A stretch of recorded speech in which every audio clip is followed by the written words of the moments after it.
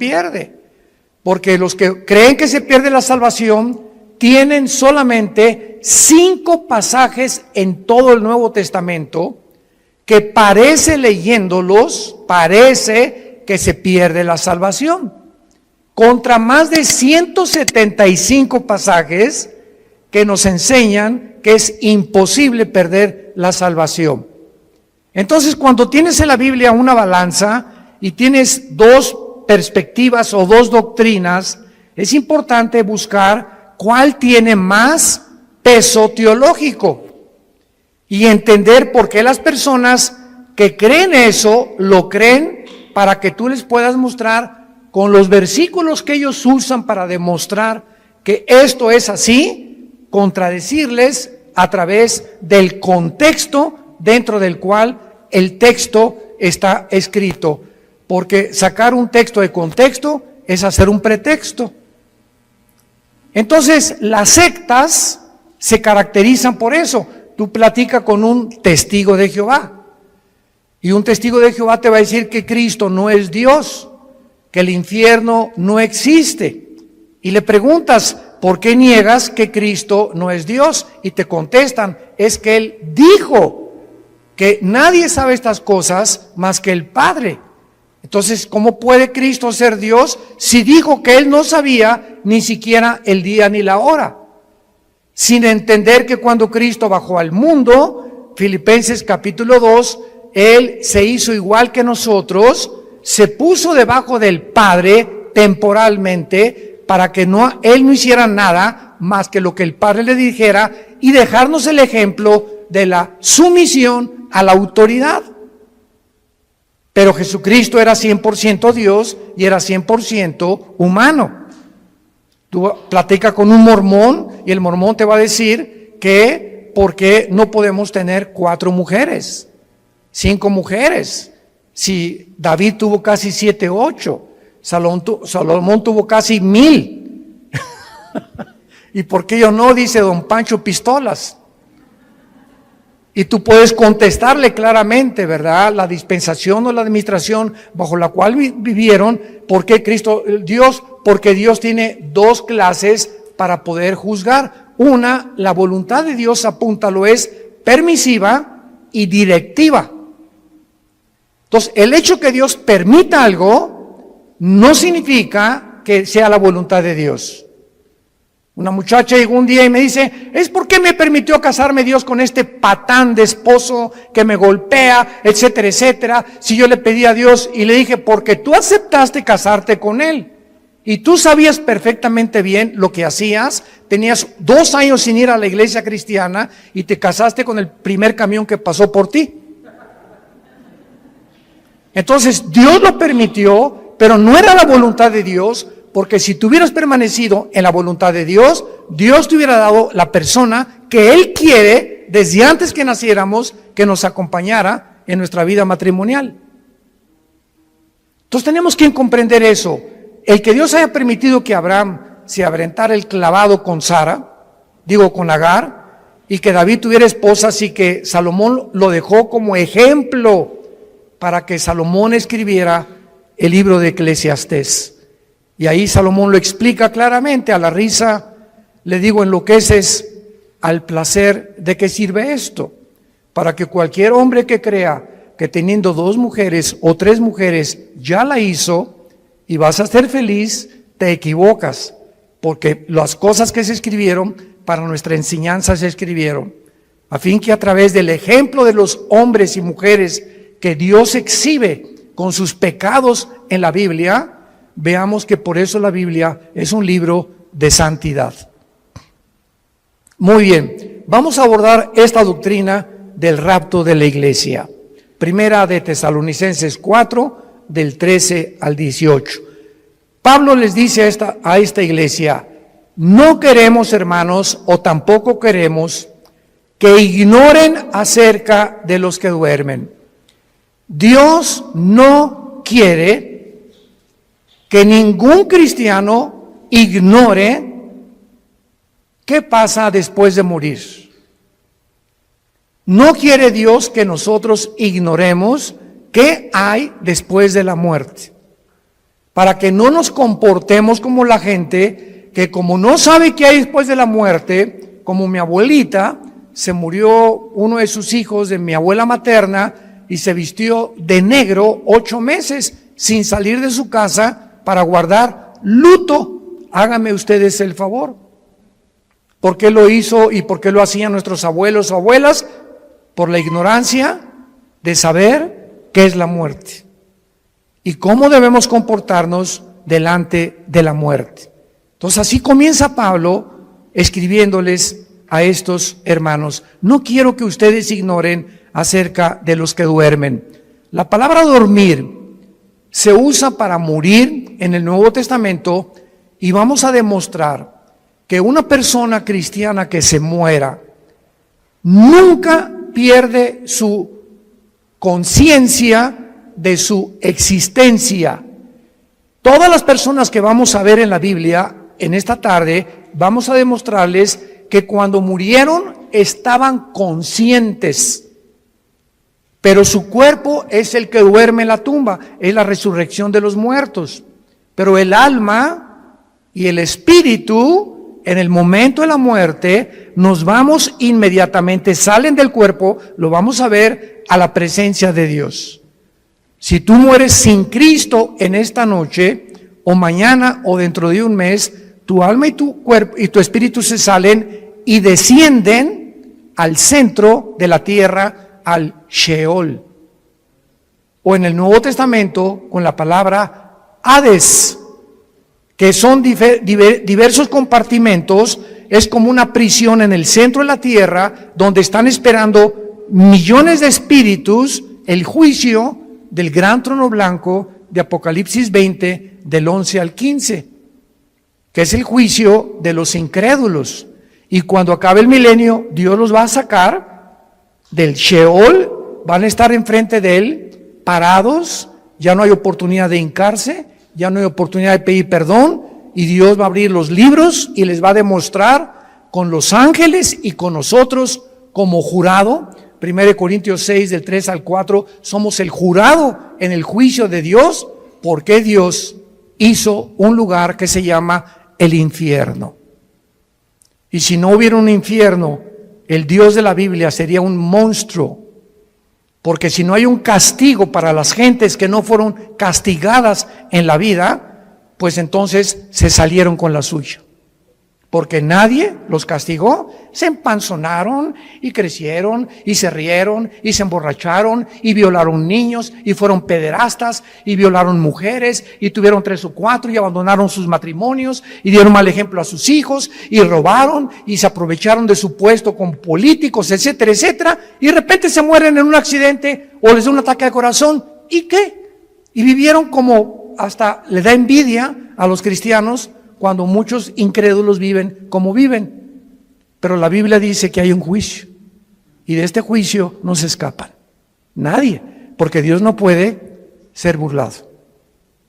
No quiero que ignoren acerca de los que duermen, porque para que no nos entristezcamos como los otros, o sea, como los que no son cristianos, que no tienen esperanza.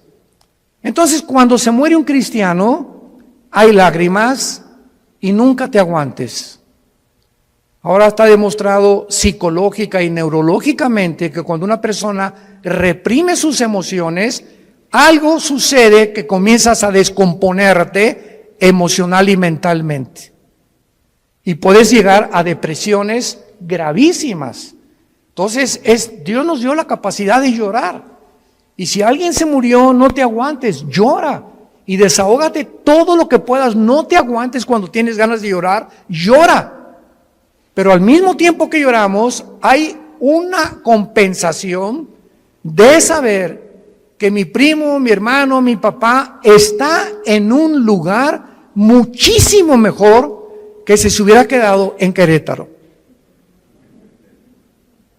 Está feliz con el pandero, si fue cristiano, etcétera, etcétera. Y hay una tristeza porque es un ser que ya no nos vamos a volver a ver. Como dijo el hermano Luis Palau, hace unos meses que acaba de morir de cáncer, grabó un video que me atravesó el corazón. Y Luis Palau dijo antes de morir, semanas antes de cáncer, yo quisiera que toda mi familia se fueran en el mismo avión conmigo. Así lo dijo, en el mismo avión. Pero yo me voy adelantando y me van a alcanzar después en otro avión ellos. Pero estoy contento porque voy y sé a dónde voy. Porque sé que me está esperando Jesucristo. Y el momento que cierre mis ojos y que mi alma salga, me olvido de todo y descanso verdaderamente por toda la eternidad. Entonces, este pensamiento lo trajo Jesucristo, porque tenemos esperanza.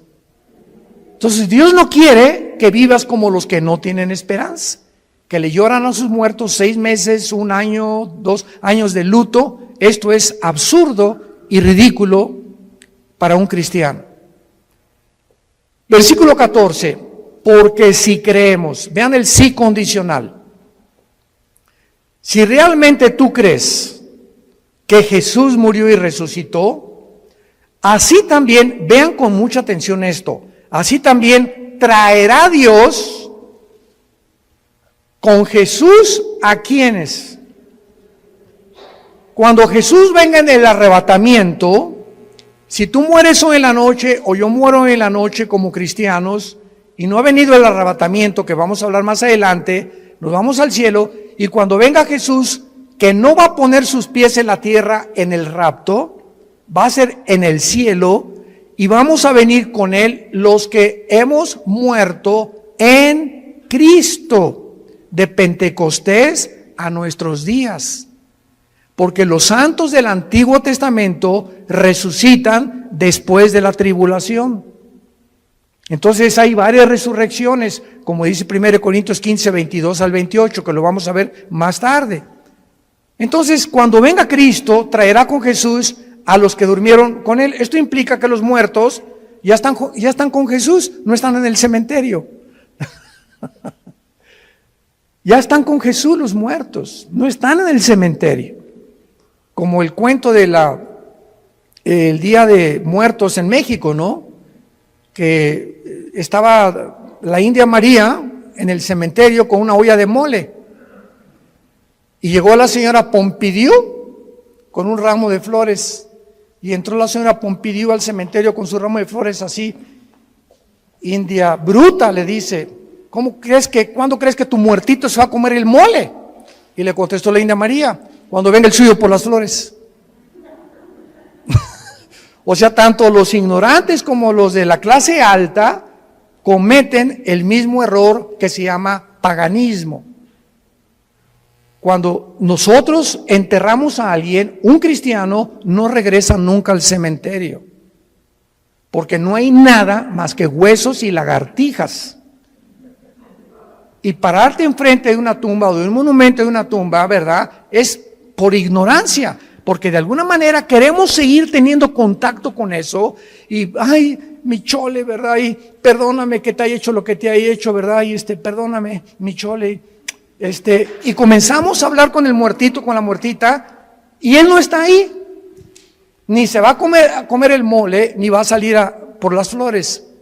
Entonces, todas esas costumbres han sido arrastradas por ignorar qué hay después de la muerte. Y Jesús vino a abrirnos los ojos y el entendimiento para que vivamos con una vida de la verdad y del conocimiento. Versículo 15, por lo cual, entramos en materia, os decimos esto en palabra del Señor. O sea, Jesús le reveló a Pablo lo que vamos a leer. Que nosotros que vivimos, que habremos quedado hasta la venida del Señor, no precederemos a los que durmieron, porque el Señor mismo, con voz de mando, con voz de arcángel y con trompeta de Dios, descenderá del cielo, y los muertos en Cristo resucitarán primero. Luego nosotros, los que vivimos, los que hayamos quedado, seremos, apunta la palabra en tu Biblia, arpazo, tal como suena con Z, arpazo. como el arpazo de un tigre o el de un león que hace esto para arrebatar la carne. Y esta palabra se tradujo arrebatados y significa ser sacado o quitado del medio súbitamente. Por eso se llama rapto, viene del latín raptarus. Entonces, usar arrebatamiento o el rapto de la iglesia son palabras sinónimas, pero se tradujo arrebatados. Y es la palabra arpazo, que se traduce ser quitado, es cuando alguien rapta a alguien, viene y lo quitan y lo suben a un coche, ¿verdad? Súbitamente de repente y te inmovilizan y te desaparecen. Por eso se llama que seremos raptados. De repente, millones de personas en el mundo van a encontrar la ropa tirada en el suelo. Todos los bebés van a desaparecer del planeta Tierra y los niños menores de edad hijos de los cristianos. Aviones van a chocar porque los pilotos chocaron, porque desaparecieron los pilotos. Los congestionamientos de tráfico en las carreteras van a ser espantosos por tantos choferes que desaparecieron de sus trailers, de sus carros y tuvieron que chocar. Va a haber un congestionamiento impresionante en los medios de comunicación, tratando todos de poder investigar qué sucedió. ¿Qué pasó? ¿Quién se llevó a millones de personas del planeta Tierra? ¿Qué creen ustedes que el mundo va a contestar? Se los llevaron los ovnis. Y no es coincidencia que desde 1948, cuando Israel regresa a su tierra, desde el 48 hasta nuestra época, y más en los últimos meses, se ha promulgado y ha aumentado la comunicación y la investigación sobre el fenómeno de los ovnis. Las Naciones Unidas ya tienen un departamento dirigido por una hindú, una mujer de la India, encargada de investigar el fenómeno ovni. Al expresidente Trump le dijeron los senadores que por favor explicara el problema de Roswell, que en Nuevo México parece que cayó un ovni en Estados Unidos y que había un habitante dentro de él que lo sacó la CIA y el Pentágono en Estados Unidos y descubrieron que pues era completamente falso. Entonces, ¿por qué están apareciendo tantos platillos voladores en el cielo? Yo quiero darles ahorita la respuesta. Una vez me preguntaron, ¿por qué ustedes los cristianos no creen en los ovnis? Y yo les contesté, ¿quién dice que no creemos?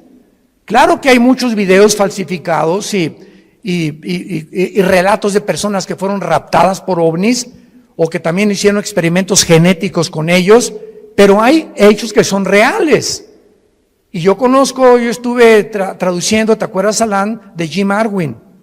Jim Arwin fue el piloto de la nave Apolo 15, que fue el primer vehículo que caminó en la luna.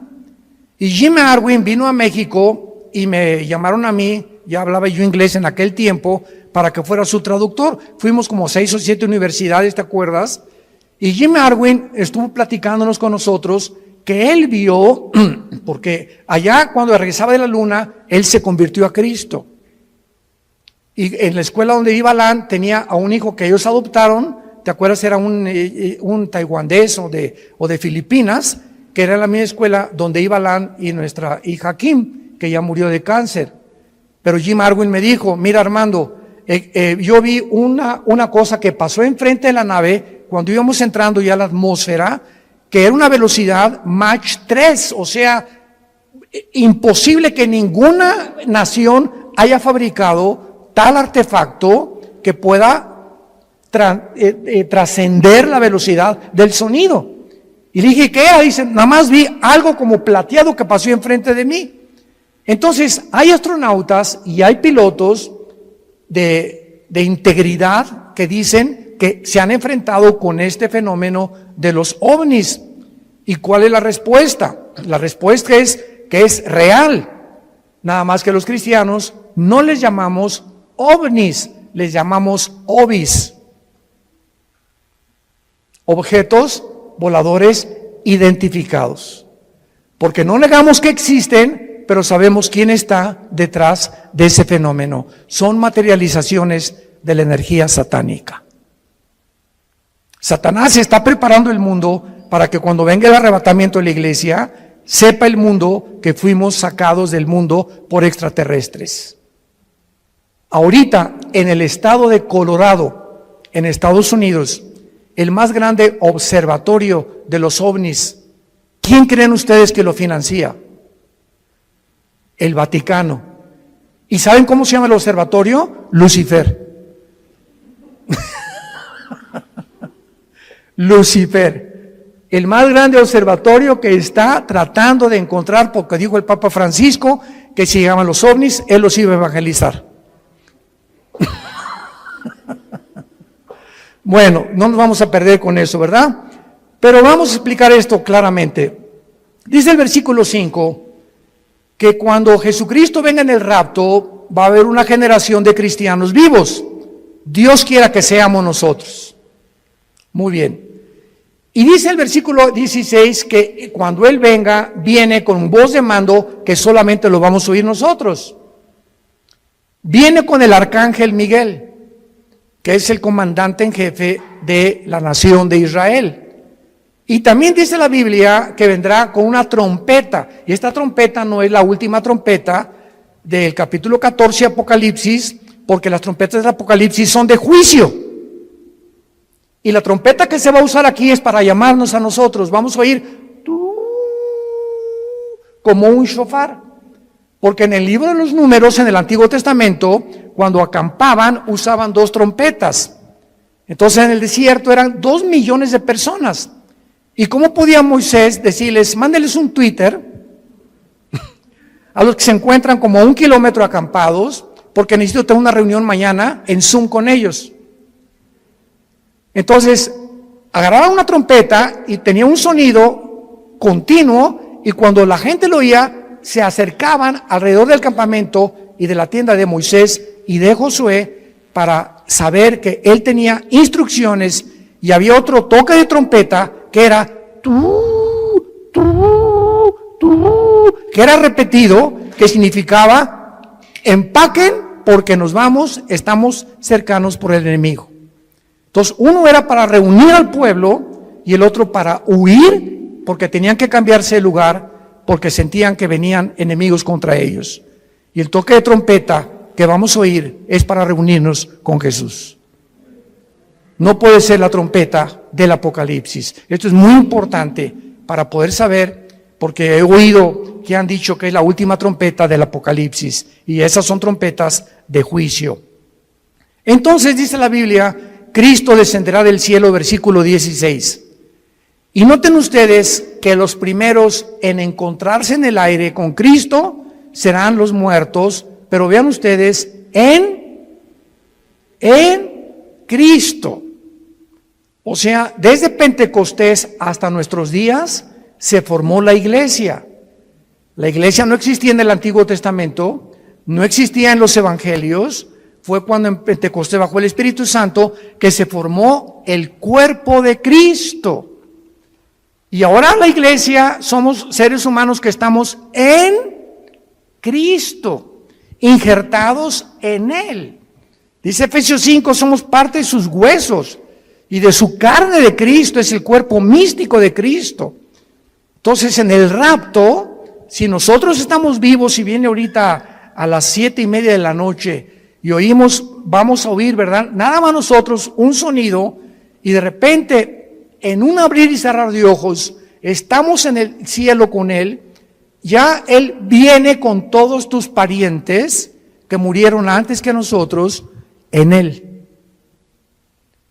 Los santos del Antiguo Testamento resucitan después de la tribulación. Y este orden, porque dice en 1 Corintios 15, 22 al 28, que hay un orden establecido por Dios para la resurrección de los muertos. Primero Cristo, las primicias, después los que son en Él. O sea, la iglesia que somos nosotros. Y dice la Biblia, luego nosotros los que vivimos, los que quedemos, seremos arrebatados juntamente con ellos en el aire. El rapto es en el aire, Jesús no baja. La segunda venida baja y planta sus pies en el monte de los olivos. Zacarías capítulo 14, del 12 en adelante. Cristo pone sus pies en el monte de los olivos donde fue crucificado. Y dice Zacarías 14, se va a hacer un valle de sur a norte y de oriente a occidente. Se va a hacer una cruz en el suelo. Va a ser como una hendidura que se va a hundir la tierra formando una cruz cuando Cristo venga y viene con nosotros, Apocalipsis 19, a establecer su reino. Son dos eventos completamente diferentes. Veamos el otro pasaje en 1 Corintios, capítulo 15, versículos 51 al 53. Pablo comienza diciendo, les digo un misterio. El rapto de la iglesia, síganme con mucho cuidado, era desconocido por los judíos. Ningún profeta del Antiguo Testamento habló del rapto de la iglesia, que habría un grupo de personas que no íbamos a morir. Era desconocido bajo el Antiguo Testamento. En los evangelios no se encuentra, en Mateo, Marcos, Lucas y Juan, no se encuentra el rapto. Más que cuando Jesús dice en Juan 14, voy a preparar una morada para ustedes y vendré y os tomaré a mí mismo. De una forma indirecta, la palabra os tomaré a mí mismo, que es en el griego paralambano, apúntalo, paralambano significa ser sacado y unido a Cristo. Y al apóstol Pablo, no a Juan, no a Pedro, no a Santiago, no a Mateo, no a Lucas, a nadie el Espíritu Santo le reveló este misterio. Entonces estaba escondido, era un secreto que Dios tenía guardado para nosotros, los que pertenecemos a la iglesia. Y se lo revela al apóstol Pablo. Les voy a decir un misterio, dice Pablo. ¿Cuál es este misterio? Que no todos vamos a morir,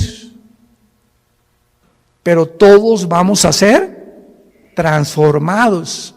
Cuando venga el arrebatamiento estamos vivos en milésimas en un parpadeo de ojos. Mi cuerpo, tu cuerpo es transformado a la semejanza del cuerpo con el cual Cristo resucitó. Porque si me preguntan, ¿cómo va a ser nuestro cuerpo? ¿Me voy a parecer a John Travolta? ¿Me parecería a Madonna cuando resucite? Y tenemos curiosidad de cómo va a ser nuestro cuerpo, ¿verdad? Lo vamos a ver ahorita con mucho detalle, porque la Biblia nos dice cómo va a ser nuestro cuerpo. Entonces, este misterio es que habría una generación de cristianos que no vamos a saber lo que es morir. No vamos a atravesar el túnel que atraviesan, como decía David le llamó el camino de todos los hombres. Pablo le dice abandonar este cuerpo. Entonces, este misterio fue revelado al apóstol Pablo y dice el versículo 52 explicándonos cómo va a suceder. En un momento, en un abrir y cerrar de ojos, a la final trompeta, porque se tocará la trompeta y los muertos serán resucitados incorruptible y nosotros transformados, porque es necesario que esto corruptible se vista de incorrupción y esto mortal se vista de inmortalidad. Muy bien, ahora vamos a demostrar a continuación claramente en la Biblia que lo que enseñan los testigos de Jehová y los mormones es una grande equivocación, que los muertos están dormidos y que no hay conciencia después de la muerte hasta la resurrección. Vayamos primero a Génesis capítulo 35 en el Antiguo Testamento. Esto es maravilloso. La Biblia es preciosa. No hay nada perverso en ella. Todas ellas, las palabras de Dios, son rectas al que entiende y razonables a los que han alcanzado la sabiduría. Dice Proverbios 8 del 4 al 8. Vean ustedes Génesis 35 versículo 18. Pon una lupa o un microscopio para lo que vamos a leer. Aconteció que al salírsele, apúntalo, Nepesh. Nepesh con SH al final. Es la palabra hebrea para alma. Al salírsele, el Nepesh o el alma murió. Desgraciadamente, hay una traducción de la Biblia que se llama la Nueva Versión Internacional. Yo no se la recomiendo a nadie. Y si tú lees este versículo en esta versión de la Biblia, dice, aconteció que suspiró. ¿Y qué es un suspiro? O sea, no explica nada, ¿no? Porque no nos revela la parte que forma el cuerpo humano, que es el alma. Vamos a ver cuál es la otra parte del cuerpo humano. Y cuando dice la Biblia, Nepesh, si lo quieres apuntar, el alma es el centro de la mente, las emociones, la voluntad y los sentimientos. Eso es el alma. Y que en otras partes del Antiguo Testamento se traduce como el corazón. Del corazón salen las malas palabras, del corazón sale esto, del corazón aquello, perverso y engañoso el corazón, Jeremías 17:9, y cuando dice perverso y engañoso el corazón, perverso y engañosos son nuestros sentimientos. Perversos y engañosos son nuestras emociones. Perverso y engañoso es nuestra voluntad y nuestro intelecto. Nacimos torcidos. Qué peligroso es que confiemos en nuestros sentimientos y en nuestras emociones cuando no están bajo el control del Espíritu Santo. Ay, hermano, me voy a casar. Sí, qué bueno que te vas a casar, Conchita. Es que está re guapo, se parece a Rambo. ¿Y te vas a casar por el físico? No, voy a casar porque que te linda y está muy bonita. ¿Y te vas a casar por el físico o realmente ya tienes un tiempo conociendo el corazón de esa persona, su carácter, cómo reacciona a diferentes cosas, caminar con Cristo? Porque el matrimonio es para dos discípulos. El matrimonio es para dos discípulos de Jesús. Porque si te casas y eres cristiano con una que no es cristiana o uno que no es cristiano, ¿qué va a pasar? Es como atar en el arado, en el campo, a un buey con un burro. Entonces el buey jala para acá y el burro jala para allá. Para arar el arado se necesitan dos bueyes. No estoy diciendo que seas buey. Y son palabras bíblicas, ¿eh? Entonces, por eso están unidos para arar con un yugo los dos, y el yugo del matrimonio es Cristo. Entonces, si los dos no están y Cristo no está en medio, cordón de tres dobleces es difícil de romperse, dice Eclesiastés capítulo 4. Por eso es tan importante entender que el matrimonio es para discípulos. Aconteció que al salírsele el alma, murió. Al morir, ¿qué se sale de nosotros? Se sale el alma. Ahora el versículo 29 del mismo capítulo. Y exhaló Isaac el Roach. Así como suena, se pronuncia la CH en hebreo como J, Roach.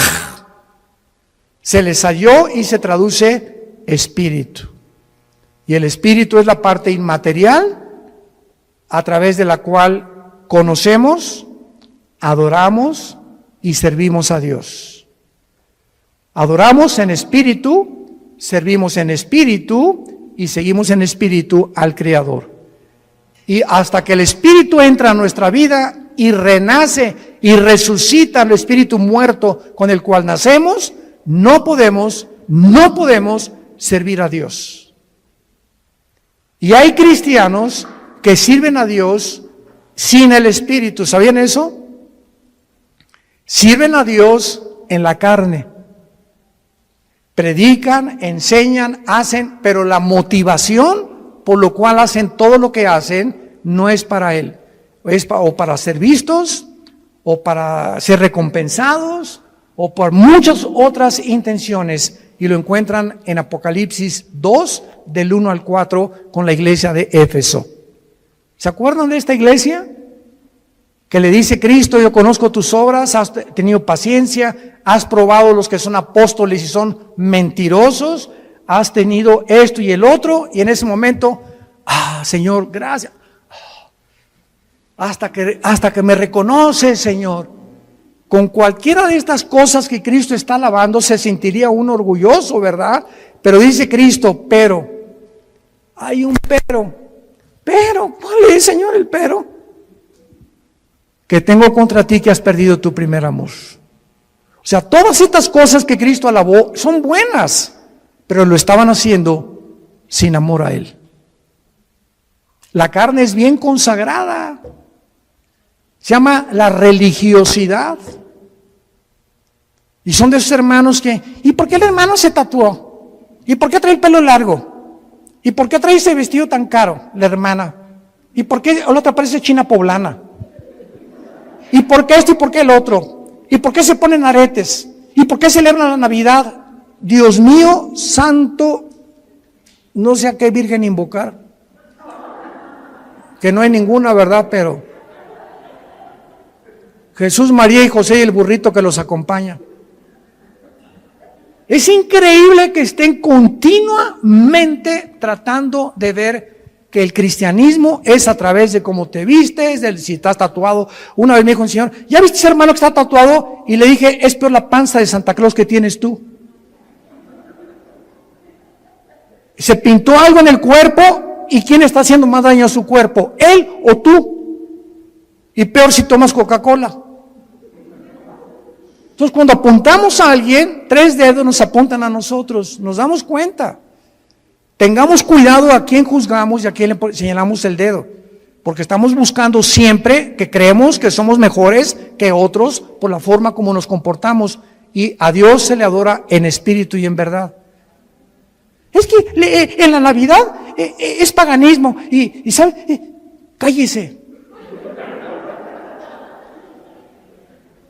Mi esposa le pone el árbol de Navidad más lindo que hay con esferas y estamos en Navidad. Jingle bells, noche de paz, contentos, alegres. Pero hoy, hermanos, no pusieron árbol, no pusieron nada y con sujeta.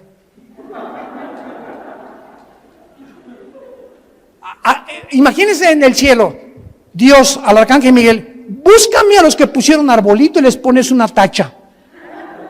¿Se imaginan ustedes que así Dios calificara la vida espiritual de nosotros? Los que pusieron y los que no pusieron, los que toman vino y los que no toman vino, los que están tatuados y los que no están tatuados. Dios ve el corazón. El gozo y la paz en el espíritu que tengamos y la comunión con Él, eso es lo que Dios busca en nosotros. Ahora veamos en Filipenses capítulo 3, ya que hemos visto que al morir se sale el espíritu y el alma, no estamos dormidos. ¿Cómo será nuestro cuerpo cuando nosotros resucitemos? Dice Filipenses capítulo 3 con muchísima claridad, y tal vez muchos lo han leído antes, pero noten ustedes con los detalles que Dios nos da. Filipenses 3, 20 y 21. Mas nuestra ciudadanía está en los cielos, de donde también esperamos. Esta es nuestra esperanza. Estamos esperando no al anticristo, estamos esperando a Jesús, al Salvador, al Señor Jesucristo, el cual transformará el cuerpo de la humillación nuestra para que sea semejante ¿a quién? Para que sea nuestro cuerpo igual ¿a quién? Al cuerpo con que Cristo resucitó.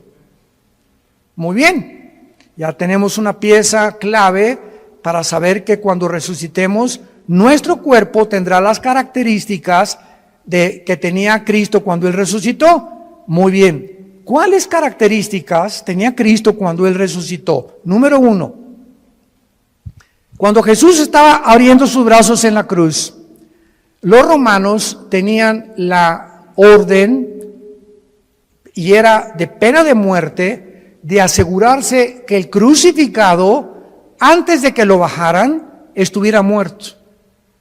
Y como muchas veces se desmayaban por el dolor, lo podían bajar creyendo que estaba muerto. No hay las pruebas clínicas que hay en el siglo XXI para mostrar que una persona está muerta. Entonces lo que hacían los romanos era romperles los meniscos con un mazo grandísimo en las rodillas, los meniscos de las rodillas. Entonces el crucificado tendría que caer y asfixiarse, y si no estaba muerto, moría por asfixia. Y entonces así se aseguraban de que la persona estaba muerta. Pero estaba escrito en Deuteronomio que a Jesús no lo romperían los huesos. Y cuando se acercó un soldado a Cristo para romperle los huesos, un centurión romano le ha haber dicho al soldado: detente, yo voy a hacerlo de otra manera. Agarró una lanza y lo atravesó de la izquierda a la derecha, todo el diafragma y el corazón de lado a lado, para asegurarse que estaba muerto. Y el apóstol Juan en el Evangelio escribe esto: vi salir, porque él estaba en la cruz con María su madre y con María Magdalena, son los únicos que estaban en la cruz, y otra mujer, vi salir una gota de agua mezclada con sangre. Esto lo escribió Juan hace 2000 años. Y la cardiología moderna, un cardiólogo te da testimonio y te da evidencia que cuando se mezcla el agua con la sangre, implica la rotura del pericardio.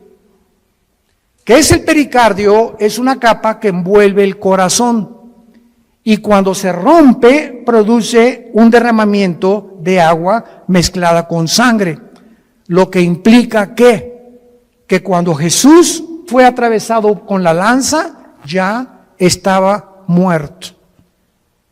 Y ahora quiero hacerles una pregunta a todos ustedes, que me encanta hacérselas, sobre todo a los teólogos, aquí a los calvinistas y a los arminianos, y yo que aquí, que se me diga, a ver. ¿De qué murió Cristo?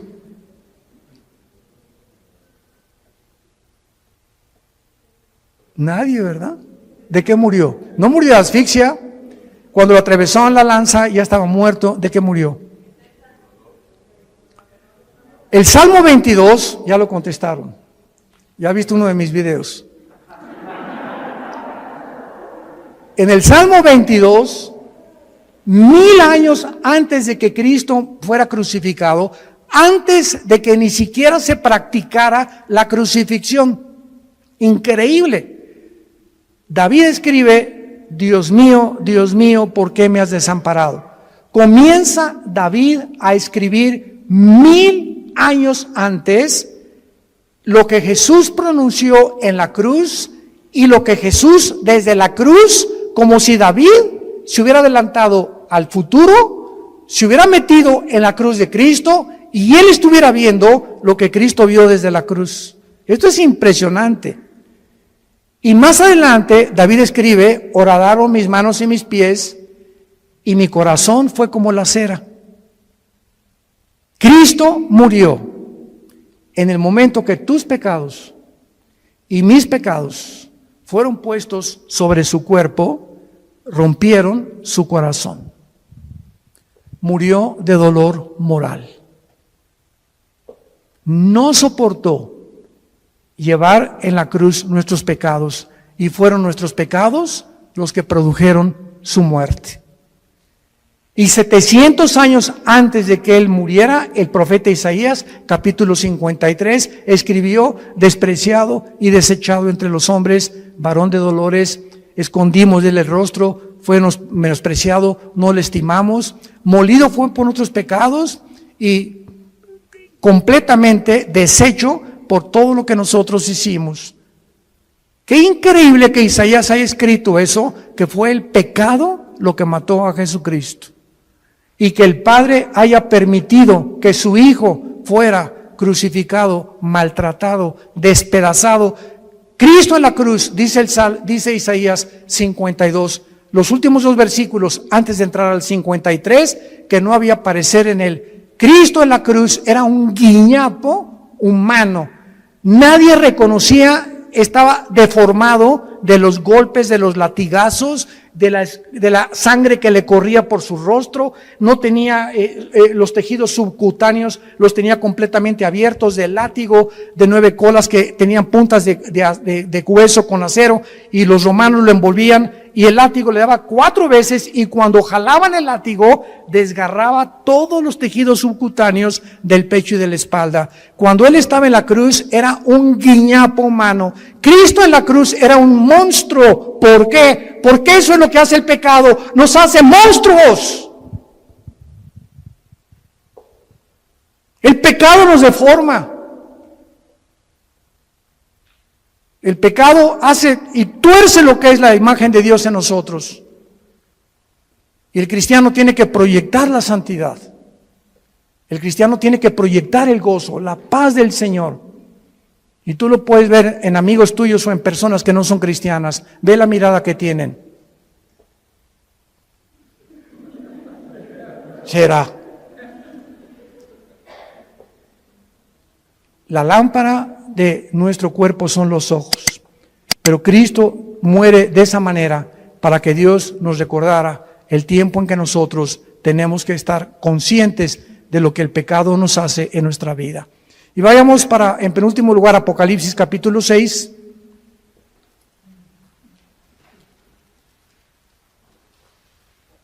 Molido por nuestros pecados.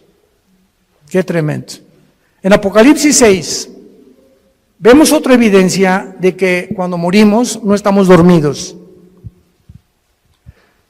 Capítulo 6, versículo 9 en adelante. Cuando abrió el 5º sello, vi, dice el apóstol Juan, vi bajo el altar las almas de los que habían sido muertos por causa de la palabra de Dios y por el testimonio que tenían. ¿Cómo podía Juan ver en el cielo cuando la sangre y la carne no pueden heredar la corrupción? ¿Cómo pudo Dios llevarse a Juan al cielo? ¿Cómo pudo en 2 Corintios 12 llevarse Dios a Pablo al cielo cuando nuestro cuerpo nos impide estar en otra dimensión donde todo es santidad y perfección? Lo corrompible no puede heredar la incorrupción, ya lo vimos. Bueno, la respuesta es que Juan estaba durante el tiempo de la tribulación en el Espíritu en el cielo. Y esto nos muestra que aparte de los ojos físicos que tenemos, porque cuando alguien está muerto, vienen los gusanos y nos comen el cerebro, ¿verdad? Nos comen los ojos en la tumba, nos comen las orejas y queda el puro esqueleto ahí tirado en el cementerio. Sin embargo, en la otra vida tenemos ojos, tenemos oídos y tenemos otro cuerpo. Y los ojos que vamos a tener en la otra vida, ya los tenemos en esta vida y se llaman los ojos espirituales, que estamos entrenando para ver la Biblia. Si tú vienes a la Biblia con tus ojos carnales, sin antes orar ni limpiar tu vida, Dios no va a permitir que veas nada de revelación, ni el Espíritu Santo te va a descubrir las cosas profundas que se encuentran en la Biblia. Porque los puros de corazón verán a Dios, nada más. No podemos acercarnos a Dios con un corazón sucio y con una mente inmunda. Entonces, qué increíble, ¿verdad? Que la Biblia pueda mencionar que podamos mantener la existencia y la conciencia de la existencia. Y esto nos prueba otra cosa tremenda que hoy en la comida mi esposa y yo, platicando con unos dentistas en casa de Alán, nos compartieron, ¿verdad?, de lo que está descubriendo en el mundo de la medicina, de las vibraciones, etcétera, etcétera. Tú sabes que nosotros cuando soñamos, ¿no es la mente la que produce los sueños?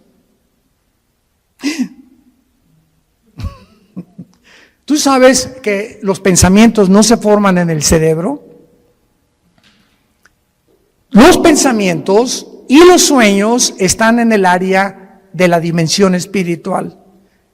Y una cosa es el cerebro y otra cosa son los pensamientos.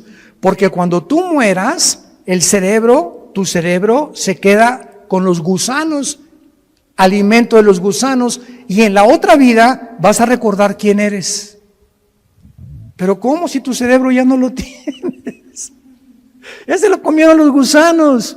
Esto nos demuestra claramente que la conciencia no está en el cerebro, los pensamientos no están en el cerebro. El cerebro no es un órgano como el hígado que produce la bilis y los intestinos, los jugos gástricos, etcétera, etcétera. Pero el cerebro es solamente un órgano, pero no forma parte de la vida espiritual. Y cuando la Biblia dice, renovaos en vuestra mente, no dice en el griego en el cerebro, dice en vuestra mente, y la mente es el alma. ¿Están aprendiendo algo? Juan está en el cielo y ve las almas de los muertos. No estaban dormidos. Y Juan, versículo 10, los oye que los muertos tenían cuerdas vocales en la otra vida. Las que tenemos aquí, los gusanos se las comieron. Y en la otra vida Juan oye que clamaban a gran voz, oyó que estaban junto a Dios y le estaban preguntando a Dios, ¿hasta cuándo, Señor, santo y verdadero, no juzgas y vengas nuestra sangre en los que moran en la tierra? ¿Qué fue lo que Juan oyó que estaban diciendo estos muertos en el cielo? Que estaban muertos en su cuerpo, pero conscientes de existencia en la otra vida, espiritualmente hablando. ¿Estaban pidiendo venganza? Estaban pidiendo justicia. Ahora, fíjense qué importante es esto. En el cielo, los que están ahorita en el cielo, están conscientes de muchas cosas que pasan en la tierra, como nos los demuestra este versículo, porque más adelante se les dice que se esperen hasta que mueran los demás que el anticristo va a matar. Y estos muertos que están en el cielo están conscientes que la justicia no se ha hecho y están gritando a Dios, ¿hasta cuándo? Y es el grito de nosotros en el siglo XXI. Señor, ¿cuándo vas a acabar con tanta violencia, con tantos pederastas, con tantos políticos corruptos, con tanto robo, con tanto asalto, con tanta violación, con tantos violadores de niños? Señor, ¿cuándo va a acabar todo esto con tanta enfermedad, con tanto cáncer, con tantos virus? Estamos aquí en la tierra gritándole a Dios, ¿hasta cuándo? Y Dios quiere que nosotros oremos y le digamos a Dios esta oración. Por eso Dios nos las dejó, porque cuando oye Dios el clamor de nosotros, escúchenme esto con mucho cuidado, cuando Dios oye el clamor de nosotros, Dios puede adelantar la venida de Jesús. Y para terminar, lo voy a demostrar en Apocalipsis 8. Cuando